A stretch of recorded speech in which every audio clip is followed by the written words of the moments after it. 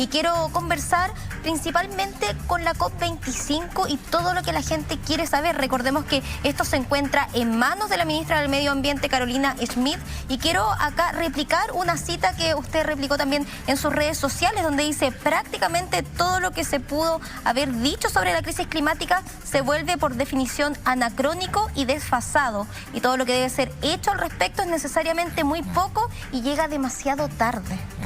Sí, esa sentencia es bien terrible.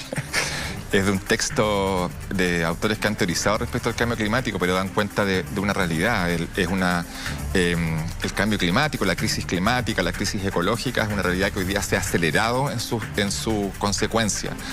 Los científicos y científicas han señalado que ellos mismos han cometido errores al tiempo de dimensionar la velocidad del cambio, de los impactos. Entonces, los ritmos de la diplomacia, la acción climática global de la conferencia aparte de la COP25 es un ritmo muy diferente al ritmo que subyace los impactos del fenómeno natural o del fenómeno climático producido precisamente por las causas del hombre, digamos. Por un desgaste natural, en el fondo. No, más que por un desgaste natural, por las causas antrópicas, digamos, por efectos del ser humano como... hoy día es una cosa bien... iba a decir un bien heavy, pero el solo hecho de existir ya requiere un gasto climático en el fondo. Sí, pero hoy día nosotros pasamos de ser un agente biológico, que es lo que tú dices, que nosotros existíamos con una especie más, los últimos 50 años nos transformamos en una fuerza geológica. Por eso se habla que hoy día vivimos en el antropoceno, es decir, el ser humano hoy día tiene la misma fuerza para transformar su entorno que lo tenía, por ejemplo, el megameteorito que extinguió la megafauna en el Pleistoceno, si no me equivoco. Entonces, hoy el ser humano... La misma capacidad de impacto. De transformación del entorno físico. Por eso muchos químicos, biólogos hablan hoy día del antropoceno. Científicamente ya está casi aceptado. Pasamos a una nueva era. ¿Hace cuánto tiempo fue este hito? Como para considerar cada cuánto tiempo se da. Bueno, los efectos del calentamiento climático son de la revolución industrial, pero el aumento exponencial en la concentración de emisiones es prácticamente los últimos 50 años.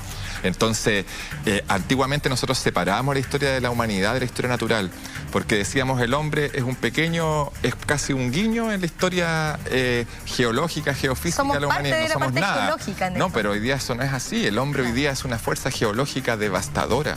Está transformando los procesos físicos y químicos de su entorno por actividades propias. ¿Por qué? Por el uso y la quema de combustibles fósiles, sencillamente, digamos. Entonces, la COP25... más bien la Convención Marco de Naciones Unidas sobre el Cambio Climático, es un gran avance en la acción climática global. La COP21, de la cual viene del Acuerdo de París, dio mucha esperanza, pero lamentablemente los esfuerzos que han hecho los países hoy día han sido calificados de altamente insuficientes para revertir el aumento de la temperatura media global. ¿Se demoran mucho en ser aplicadas?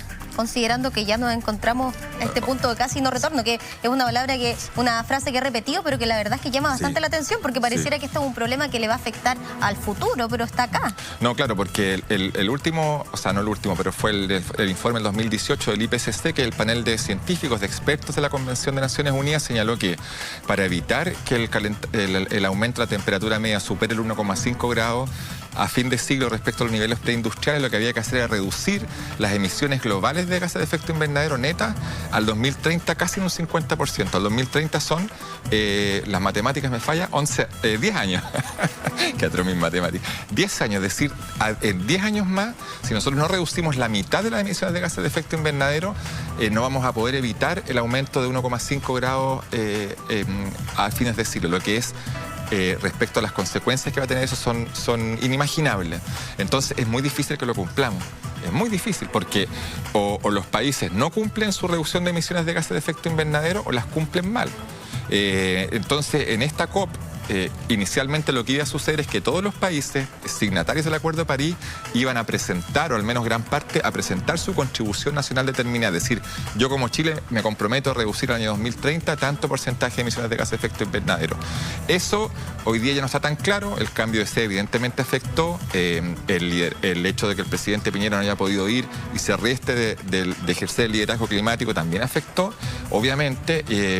Y el Acuerdo de París empieza a regir el año 2020. Entonces, ahí vamos a ver cuál va a ser la verdad de la milanesa, a qué se comprometió cada país y si esas contribuciones, esos compromisos, perdón, son suficientes para mitigar las emisiones y evitar los daños que todos los científicos y científicas auguran que van a pasar. Justamente por ese punto le iba a preguntar, ¿cuál es la importancia real de esta cumbre mundial a niveles prácticos en el medio ambiente de cada uno de los países? ¿Tiene que ver más con un mensaje que se da públicamente a estarlo discutiendo o son medidas concretas? No, o sea, obviamente como toda conferencia tiene una parte bien ferial donde la gente va, habla, sus seminarios son muy interesantes, se comunican cosas y la sociedad civil se reúne, pero el centro líquido, si se quiere, de esta conferencia, que hay que ver si sucede, probablemente no lo sea, es a qué se compromete prácticamente y concretamente cada país a reducir sus emisiones de gases de efecto invernadero.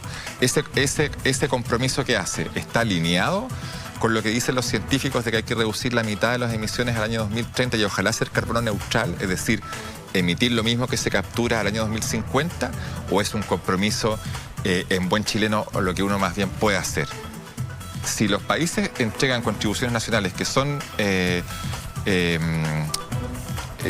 me ocurrió un adjetivo muy malo, pero que son básicas o que son muy poco comprometidas, no va a pasar nada.